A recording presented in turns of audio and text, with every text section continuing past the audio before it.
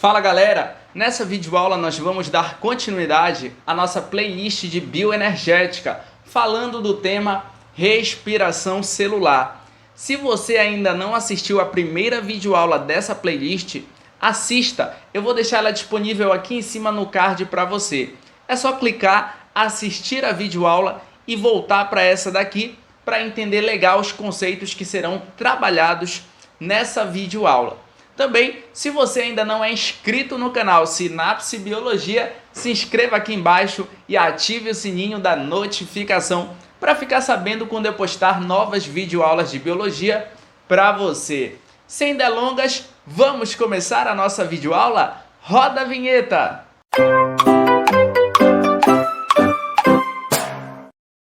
Vamos começar a nossa videoaula de respiração celular falando de características gerais relacionadas a esse processo. O primeiro ponto que eu gostaria de destacar para você é que a respiração celular é um processo que tem por finalidade a produção de ATP a partir da glicose. Lembre-se, a glicose é um carboidrato do tipo monossacarídeo. O que ocorre é que a molécula de glicose tem grande quantidade de energia armazenada nas ligações químicas que ocorrem entre os seus átomos. A energia que existe na molécula de glicose é uma energia conhecida como potencial química. Na respiração celular, essa energia potencial química que existe na molécula de glicose é extraída para a produção de ATP, a moeda energética do mundo vivo. O ATP vai pegar a energia que vai ser liberada da molécula de glicose, vai armazenar essa energia nele, para que depois ele possa disponibilizar essa energia para as atividades celulares. Lembre disso. A segunda característica desse processo de respiração celular é que é um processo heterotrófico e aeróbico. Leandro, o que significa falar que a respiração celular é um processo heterotrófico? Significa falar que nesse processo ocorre consumo de substância orgânica, no caso, consumo de glicose.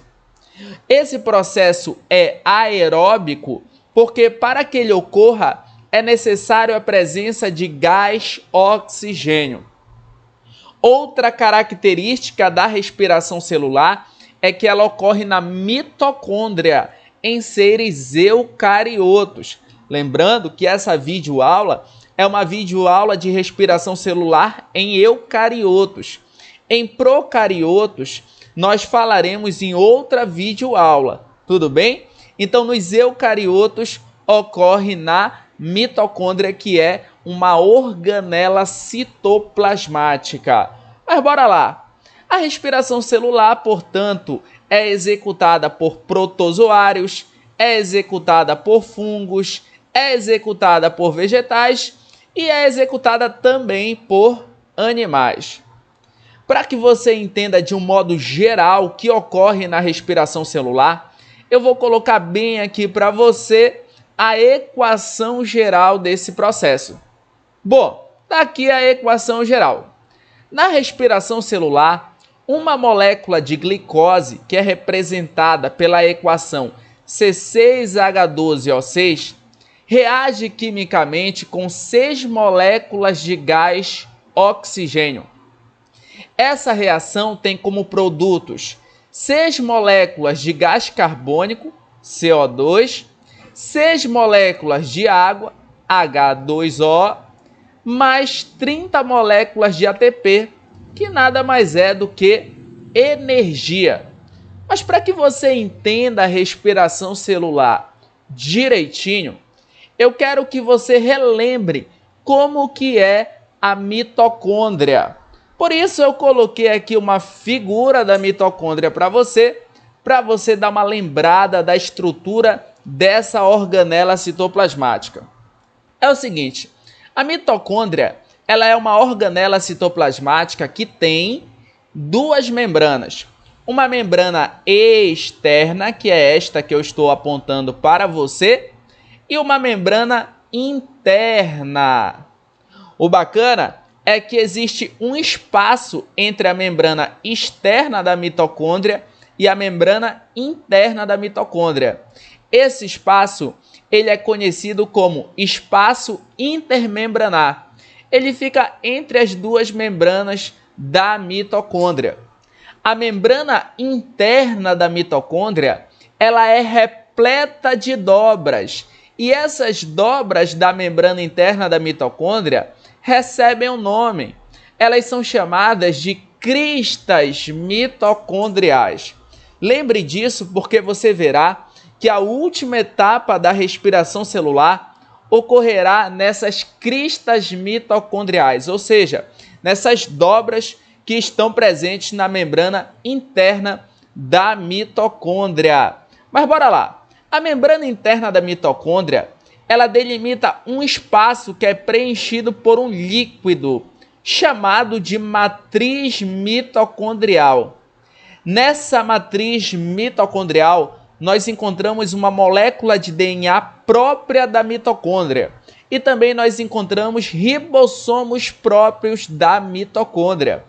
A mitocôndria, ela é uma organela citoplasmática que tem DNA próprio e ribossomos próprios. Isso sustenta uma hipótese chamada de hipótese endossimbiótica, que é uma hipótese que crê que a mitocôndria um dia foi uma bactéria que foi englobada por uma célula eucariótica primitiva e que a partir de então a célula eucariótica passou a depender dessa bactéria, assim como essa bactéria passou a depender da célula eucariótica. Não esqueça disso. Hipótese endossimbiótica. Ela é sustentada por conta do fato da mitocôndria ter molécula de DNA própria e também ter ribossomos próprios. Mas bora falar das etapas da respiração celular para que a gente possa estudar uma por uma. É o seguinte, você precisa entender que a respiração celular ela é dividida em 3 etapas. A primeira etapa é chamada glicólise. E essa primeira etapa ela ocorre no citoplasma da célula. Isso mesmo, a primeira etapa da respiração celular ela não ocorre dentro da mitocôndria, ela ocorre no citoplasma. A segunda etapa é chamada ciclo de Krebs. O ciclo de Krebs já ocorre dentro da mitocôndria, ocorre na matriz mitocondrial, nesse líquido que preenche o espaço que é delimitado pela membrana interna da mitocôndria. A última etapa é a fosforilação oxidativa, que também ocorre dentro da mitocôndria. Só que a fosforilação oxidativa ela não vai ocorrer na matriz mitocondrial como o ciclo de Krebs. Ela vai ocorrer nas cristas mitocondriais, nas dobras da membrana interna da mitocôndria. Vamos falar da glicólise. Glicólise significa quebra da molécula de glicose. O que ocorre nessa etapa da respiração celular é que a molécula de glicose, que tem 6 átomos de carbono, ela é quebrada após a ocorrência de 10 reações químicas em 2 moléculas de uma substância chamada de ácido pirúvico ou piruvato. A glicólise ocorre no citoplasma da célula eucariótica e ela é um processo anaeróbico, ou seja, para que a glicólise ocorra, não é necessária a presença do gás oxigênio. Só será necessário a presença do gás oxigênio nas próximas etapas da respiração celular que nós estudaremos. Mas bora lá! Vamos entender como é que a molécula de glicose ela será quebrada em 2 moléculas de ácido pirúvico ou piruvato. Primeiro entenda o seguinte, para que a glicólise ocorra de maneira eficiente, primeiro a molécula de glicose, que tem 6 átomos de carbono, ela precisa passar por 5 reações químicas, onde A partir dessas 5 reações químicas, a molécula de glicose originará, a partir dela própria, 2 moléculas de uma substância chamada de gliceraldeído 3-fosfato. Para que ocorra a produção dessas 2 moléculas de gliceraldeído 3-fosfato, é necessário que haja o gasto de 2 moléculas de ATP. Você pode estar se perguntando, mas Leandro, o objetivo da respiração celular não é a produção de ATP a partir da molécula de glicose? É. Mas Leandro, então por que são gastas 2 moléculas de ATP para que a glicose origine 2 moléculas de gliceraldeído 3-fosfato? É gasta 2 moléculas de ATP porque nesse primeiro momento da glicólise nós temos o que nós chamamos de investimento energético.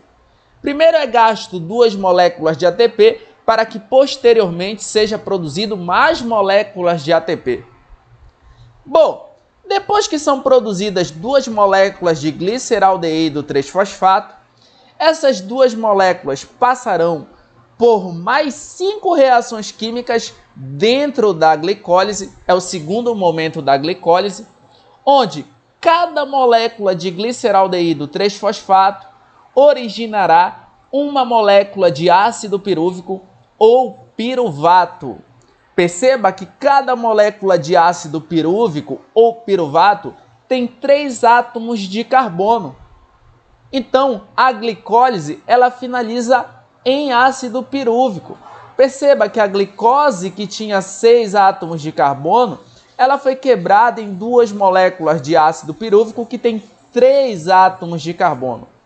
Nesse segundo momento aqui da glicólise, em que uma molécula de gliceraldeído 3-fosfato foi transformada em uma molécula de ácido pirúvico, ou melhor, 2 moléculas de gliceraldeído 3-fosfato foram transformadas em 2 moléculas de ácido pirúvico, ocorre a produção de 1 NADH e 2 ATP para cada molécula de gliceraldeído que foi transformada em ácido pirúvico. Então, para essa molécula de gliceraldeído que foi transformada em ácido pirúvico, tem 1 NADH e 2 ATP que foi produzido. Para essa outra molécula de gliceraldeído 3-fosfato, que foi transformada em ácido pirúvico, há a produção de mais uma molécula de NADH e 2 moléculas de ATP. Se você for somar tudo, então, você tem aí, ó, na glicólise, a produção de 2 moléculas de NADH e 4 moléculas de ATP. Só que pensa comigo, no começo da glicólise foram gastas quantas moléculas de ATP? 2 moléculas de ATP no investimento energético. Mas posteriormente foram produzidas quantas moléculas de ATP? 4. Só que no começo tinha sido gasto 2 moléculas de ATP. Aí eu pergunto para você, qual é o saldo? O que é que sobra de ATP? Se no começo foi gasto 2 e depois foi produzido 4. O que sobra, o saldo de ATP é de 2 moléculas de ATP. Deu para você compreender essa paradinha? Então, não esqueça disso daqui.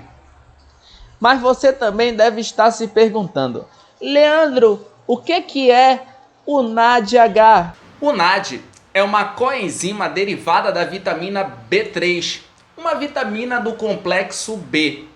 A função do NAD é carregar elétrons e hidrogênios. Pelo fato do NAD carregar elétrons e hidrogênios, nós podemos afirmar que ele é um carregador de energia. A função dele é pegar elétrons e hidrogênios, pegar energia e levar para a última etapa da respiração celular, onde essa energia será empregada para a produção de ATP. O NAD ele pode se apresentar em 2 formas diferentes. Na forma de NAD+, que é a forma oxidada, e na forma de NADH, que é a forma reduzida. A forma NAD+, que é a oxidada, é quando o NAD ele não está carregando nem elétrons e nem hidrogênios. Já a forma NADH, que é a forma reduzida, é a forma em que o NAD está carregando elétrons e hidrogênios. Não se esqueça que reduzir é ganhar elétrons, enquanto que oxidar é perder elétrons. Então, quando o NAD está na forma de NAD+, é porque ele perdeu elétrons. Então, ele está na forma oxidada. Quando ele está na forma de NADH, é porque ele ganhou elétrons. Então, ele está na forma reduzida. Bora para a tela. Bom, agora que nós já estudamos a glicólise, nós podemos estudar o ciclo de Krebs, a segunda etapa da respiração celular. Só que, antes de falarmos do ciclo de Krebs propriamente dito, nós precisamos falar de um processo chamado de formação da acetil-CoA. Entenda o seguinte: as moléculas de ácido pirúvico que foram produzidas na glicólise lá no citoplasma, elas saem do citoplasma e entram na mitocôndria, chegando à matriz mitocondrial. Quando essas moléculas de ácido pirúvico chegam à matriz mitocondrial, elas passarão pelo processo de formação da acetil-CoA. Nesse processo, cada molécula de ácido pirúvico será transformada em uma molécula conhecida como acetil-CoA. Para que haja essa transformação, uma série de fenômenos ocorrem. Primeiramente, a molécula de ácido pirúvico, que tem 3 átomos de carbono, ela é transformada em uma molécula chamada de acetil, que só tem 2 átomos de carbono.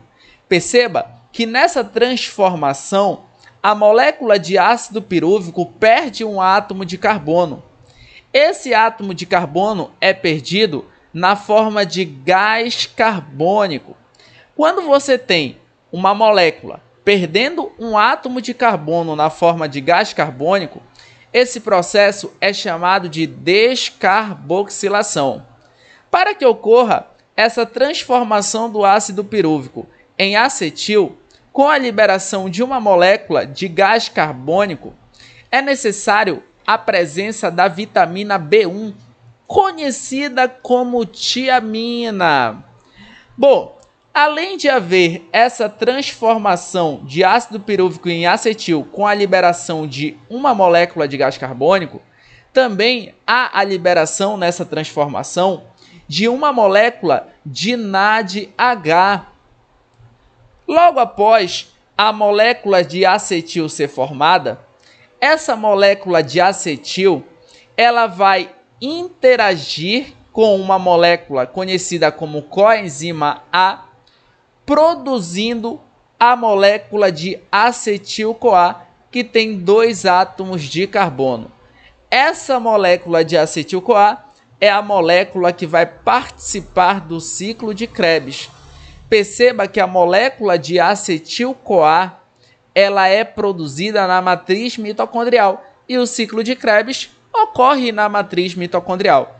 Então, depois que ela é produzida, ela já fica ali na matriz mitocondrial para participar do ciclo de Krebs. Agora, deixa eu te falar um pouco mais sobre a coenzima A. Muita atenção! A coenzima A é uma molécula derivada da vitamina B5, uma vitamina do complexo B. Perceba que uma série de vitaminas do complexo B participam diretamente do processo de respiração celular. Jamais esqueça disso. As vitaminas do complexo B, em sua grande maioria, estão envolvidas em processos de oxidação das moléculas químicas que estavam presentes nos alimentos, como por exemplo carboidratos, lipídios e até mesmo de proteínas. Vamos junto. Agora, atenção! Todo esse processo de formação da acetil-CoA, você precisa multiplicar por 2. Por quê? Quantas moléculas de ácido pirúvico foram produzidas na glicólise? 2. Para cada molécula de ácido pirúvico se transformando em uma molécula de acetil-CoA, você tem, portanto, a produção de um NADH e de um gás carbônico.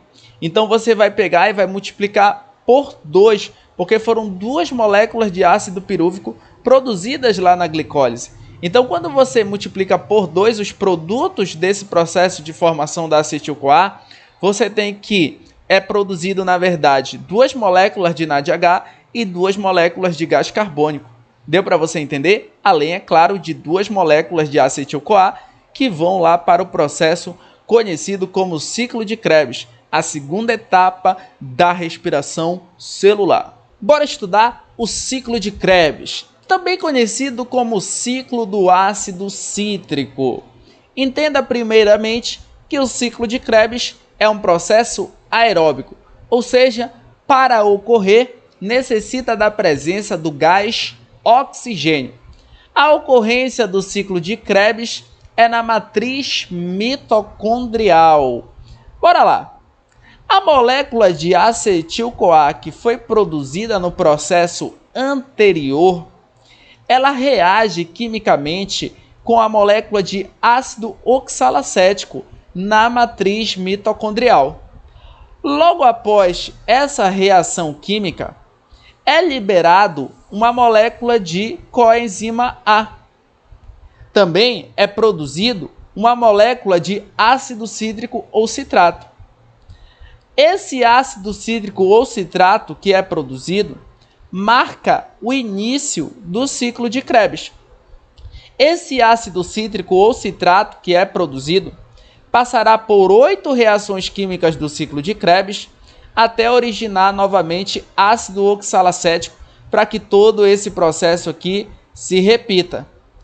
Durante essas 8 reações químicas, ocorre a produção de determinadas substâncias, como por exemplo, a produção de 2 moléculas de gás carbônico. Também a produção de 3 moléculas de NADH. Além disso, a produção de uma molécula de FADH e também a produção de uma molécula de GTP, que é uma molécula bem parecida com o ATP. Por conta disso, costuma-se falar que durante as 8 reações químicas do ciclo de Krebs ocorre a produção de uma molécula de ATP. A diferença do GTP para o ATP é que o ATP ele tem uma base nitrogenada adenina e o GTP ele tem uma base nitrogenada guanina. Mas os dois são moedas energéticas. Então você pode encontrar nas questões de vestibulares aparecendo lá que no ciclo de Krebs é produzido GTP, ou então você pode encontrar que é produzido ATP. Quanto? Um único. Só que perceba, o ciclo de Krebs ele gira 2 vezes para cada molécula de glicose que entrou na respiração celular. Leandro, por quê? Porque no processo anterior foram produzidas 2 moléculas de acetil-CoA. Então o ciclo de Krebs ele vai girar 2 vezes. Então você pega esses valores e multiplica eles por 2. O FAD nada mais é do que uma molécula também carregadora de elétrons e hidrogênios, igual ao NAD. Só que o FAD ele é derivado da vitamina B2, uma vitamina do complexo B. O que ocorre é que o FAD também vai carregar elétrons e hidrogênios para levar elétrons e hidrogênios, levar energia para a última etapa da respiração celular, que é a fosforilação oxidativa. Essa energia que é levada para a fosforilação oxidativa será empregada para a produção de ATP. Então o FAD ele tem a mesma função do que o NAD, levar elétrons e hidrogênios para a última etapa da respiração celular, para a fosforilação oxidativa, para que haja a produção de ATP. Vamos seguir forte. Chegamos à última etapa da respiração celular, a fosforilação oxidativa, que é um processo aeróbico que ocorre nas cristas mitocondriais. A fosforilação oxidativa, ela também é conhecida como cadeia respiratória. para que fique bem didático o entendimento desse processo para você, eu vou colocar aqui um esqueminha de uma mitocôndria para que você possa entender o passo a passo da fosforilação oxidativa. Então, representei aqui de preto para você a membrana externa da mitocôndria. Representei de azul para você a membrana interna da mitocôndria. Perceba que entre a membrana externa e a membrana interna da mitocôndria existe um espaço conhecido como espaço intermembranar. Agora note o seguinte, a membrana interna da mitocôndria ela é dobrada e cada dobra dessa da membrana interna da mitocôndria é conhecida como crista mitocondrial. Beleza, esse espaço aqui que é delimitado pela membrana interna da mitocôndria nada mais é do que o espaço preenchido pela matriz mitocondrial. O que acontece na fosforilação oxidativa é que todas as moléculas de NAD e FAD que foram produzidas nas etapas anteriores, elas virão para a matriz mitocondrial e da matriz mitocondrial elas vão liberar aqueles elementos que elas carregam. Quais são os elementos que as moléculas de NAD e de FAD carregam? Os elétrons e os hidrogênios. Então, o NAD e o FAD, aqui na matriz mitocondrial, vão liberar os elétrons e os hidrogênios que eles carregam. Quando é liberado os elétrons e os hidrogênios pelo NAD e o FAD, olha o que vai acontecer. Os elétrons, eles são capturados por um conjunto de proteínas que existem na membrana interna da mitocôndria. Esse conjunto de proteínas que existem na membrana interna da mitocôndria, que estão representadas aqui, ó, as proteínas do conjunto, elas estão representadas por bolinhas azuis, elas constituem o que nós chamamos de cadeia respiratória. Os elétrons vão ser capturados por essas proteínas. Primeiro, os elétrons vão ser capturados por essa primeira proteína da cadeia respiratória aqui. Depois, o elétron é passado dessa proteína para essa que está do lado. Dessa proteína para essa que está do lado e dessa proteína para essa que está do lado. Os elétrons vão pulando de proteína em proteína da cadeia respiratória. Quando eles fazem esse pulo de proteína em proteína da cadeia respiratória, eles liberam uma quantidade de energia suficiente para pegar os hidrogênios que foram liberados pelo NAD e pelo FAD aqui na matriz mitocondrial e lançar esses hidrogênios para cá, para o espaço intermembranar. O que vai acontecer é que o espaço intermembranar ele vai ficar carregado de hidrogênios. Ele vai ficar repleto de hidrogênios. Quando os hidrogênios são bombeados para cá, para o espaço intermembranar, o que vai acontecer é que a concentração dos hidrogênios aqui vai ficar muito alta em comparação com a concentração de hidrogênios na matriz mitocondrial.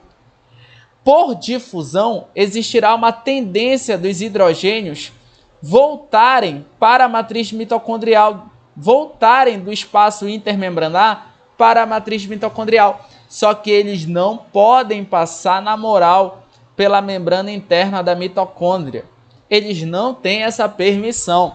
Para que eles consigam voltar para a matriz mitocondrial, esses hidrogênios precisam passar por um complexo proteico, ou seja, um conjunto de proteínas conhecido como sintetase do ATP. Eles vão ter que passar por essa sintetase do ATP para poder retornar para a matriz mitocondrial. Quando eles passam pela sintetase do ATP para retornar para a matriz mitocondrial, essa sintetase do ATP ela promove a união de um ADP, que é uma adenosina difosfato, com um grupo fosfato, formando o ATP. Olha que bacana! Nós estudamos isso na nossa primeira videoaula de bioenergética. Como que o ATP ele é formado? Ele é formado da união de um ADP com um grupo fosfato. Então, quando os hidrogênios retornam à matriz mitocondrial, passando pela sintetase do ATP, eles fazem com que essa sintetase do ATP promova a união de ADP com o grupo fosfato, formando ATP, formando energia. Show de bola essa paradinha! Bom, ao mesmo tempo em que esses hidrogênios estão retornando à matriz mitocondrial, quando os elétrons eles chegam à última proteína da cadeia respiratória, esses elétrons eles são liberados de 2 em 2. E cada grupo de 2 elétrons vai interagir com um grupo de 2 hidrogênios e interagir com meia molécula de gás oxigênio. Quando ocorre essa interação entre 2 elétrons, 2 hidrogênios e meia molécula de gás oxigênio, é produzido uma molécula de água. Olha que legal! É produzido uma molécula de água. De um modo geral, nesse processo de fosforilação oxidativa, são produzidas 30 moléculas de ATP por conta do retorno de hidrogênios pela ATP sintase ou sintetase do ATP para a matriz mitocondrial. Fechado? Para finalizar essa nossa videoaula de respiração celular, eu coloquei uma tabelinha que representa o rendimento energético em ATP da respiração celular. Vale a pena ressaltar que existe um cálculo tradicional para o rendimento energético da respiração celular e existe um cálculo moderno para o rendimento energético da respiração celular. Eu vou ensinar para você os dois. O tradicional foi aquele primeiro cálculo que foi feito sobre o rendimento da respiração celular. O moderno é o cálculo mais recente que foi feito. Mas vamos entender legal aqui, ó. Nós aprendemos que a glicólise ela tem um saldo de ATP de 2 moléculas de ATP. Isso vale tanto para o cálculo tradicional quanto para o cálculo moderno. Lembre que na glicólise há a produção de 4 moléculas de ATP, só que no começo foram gastas 2. Então o saldo de ATP é de 2 da glicólise. A formação da acetil-CoA, que é aquele processo intermediário que fica entre glicólise e ciclo de Krebs, não produz nenhuma molécula de ATP. O ciclo de Krebs ele produz 2 moléculas de ATP, tanto para o cálculo tradicional quanto para o cálculo moderno. 2 moléculas de ATP. Na verdade, são 2 moléculas de GTP. Só que você pode falar que são 2 moléculas de ATP para cada molécula de glicose que entrou na respiração celular. Agora, quando se fala da fosforilação oxidativa, o cálculo tradicional ele vai mostrar que a fosforilação oxidativa produz 34 moléculas de ATP. E o cálculo moderno vai mostrar que a fosforilação oxidativa produz 28 moléculas de ATP. Mas vamos entender essa paradinha. Pô, no passado, quando foram fazer o cálculo do rendimento energético da respiração celular, os cientistas perceberam que para cada molécula de NADH que entrou na fosforilação oxidativa, eram produzidas 3 moléculas de ATP. E para cada molécula de FADH que entrou na fosforilação oxidativa, era produzida 2 moléculas de ATP. É o seguinte, na fosforilação oxidativa, participam 10 moléculas de NADH e 2 moléculas de FADH. Leandro, de onde vêm essas 10 moléculas de NADH das etapas anteriores da respiração celular? Lembra que a glicólise ela produziu 2 moléculas de NADH. A formação da acetil-CoA produziu mais 2, só aí já são 4 moléculas de NADH. O ciclo de Krebs produziu 6 moléculas de NADH, totalizando das 10 moléculas de NADH que entram na fosforilação oxidativa. Se cada molécula de NADH origina 3 ATP para o cálculo tradicional, se tu tens 10 moléculas de NADH, quantos ATPs serão produzidos? 30. Beleza? Agora olha só, para o cálculo tradicional, cada molécula de FADH origina 2 ATP. Na fosforilação oxidativa, entra 2 moléculas de FADH, que foram produzidas no ciclo de Krebs. Se tem 2 moléculas de FADH, multiplica por 2. 2 vezes 2 vai dar 4 moléculas de ATP produzidas. Então, a fosforilação oxidativa para o cálculo tradicional produz 34 moléculas de ATP. Juntando com mais 2 do ciclo de Krebs e com mais 2 da glicólise, o cálculo tradicional mostra que o total de moléculas de ATP produzidas na respiração celular é de 38. Só que depois que saiu o cálculo tradicional, olha que viagem. Alguns cientistas fizeram estudos que mostraram que o rendimento não era exato de 38 moléculas de ATP, mas que era, na verdade, 36 moléculas de ATP. Então, o cálculo tradicional ele ficou entre 38 e 36 moléculas de ATP produzidas na respiração celular. Agora, bora falar do cálculo moderno, que ele é um cálculo mais recente, um cálculo mais correto. Para o cálculo moderno, cada molécula de NADH produz 2,5 ATP. E cada molécula de FADH2 ou de FADH produz 1,5 ATP. Olha que viagem! De modo geral, na fosforilação oxidativa entram quantas moléculas de NADH? 10. Se você for multiplicar essas 10 moléculas de NADH por 2,5, 2,5 ATP, vai dar 25 ATP. Já quando se fala do FADH, na fosforilação oxidativa entram 2 moléculas de FADH. Se você for multiplicar essas 2 moléculas de FADH por 1,5 ATP, vai dar 3 ATP aqui originados do FADH. De modo geral, para o cálculo moderno, então, a fosforilação oxidativa produz 28 moléculas de ATP, 25 vindo dos NAD e 3 vindo do FAD. Agora vem comigo. 28 da fosforilação oxidativa com mais 2 do ciclo de Krebs dá 30. Com mais 2 da glicólise dá 32 moléculas de ATP.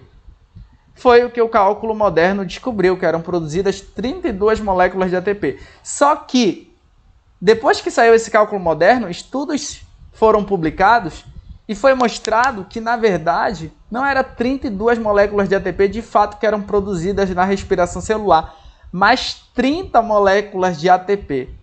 Então, o número mais aceito atualmente é de 30 moléculas de ATP na respiração celular, porque o rendimento não é de 32 certinho. Acaba que se perdem 2 moléculas de ATP nesse processo e aí o rendimento fica de 30.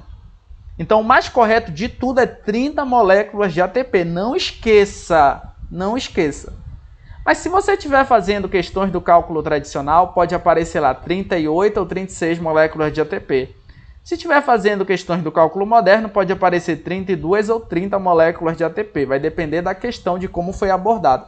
Mas o correto é que são 30 moléculas de ATP produzidas na respiração celular.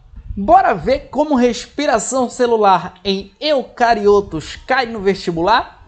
Olha a questão aí que eu coloquei para você da UCS. Ela fala assim: a glicose é a principal fonte de energia utilizada pelas células. O caminho realizado pela glicose, desde a sua entrada nas células até a produção de ATP, envolve uma série de reações químicas que geram diferentes intermediários e diferentes produtos. Considere a seguinte rota metabólica. Foi colocado aqui para você uma figura nessa questão. Bem, aqui nós temos a figura de uma célula, onde no citosol está ocorrendo o processo chamado de número 1, em que glicose é transformada em ácido pirúvico. Que processo é esse com base na nossa videoaula? Fala aí para mim, é quem? É a glicólise. Depois está mostrando o ácido pirúvico entrando na mitocôndria, aqui que é a organela citoplasmática, e sendo transformado em acetil-CoA. Olha que bacana! Logo depois esse acetil-CoA, ele entra aqui, ó, no processo 2, que é esse ciclo.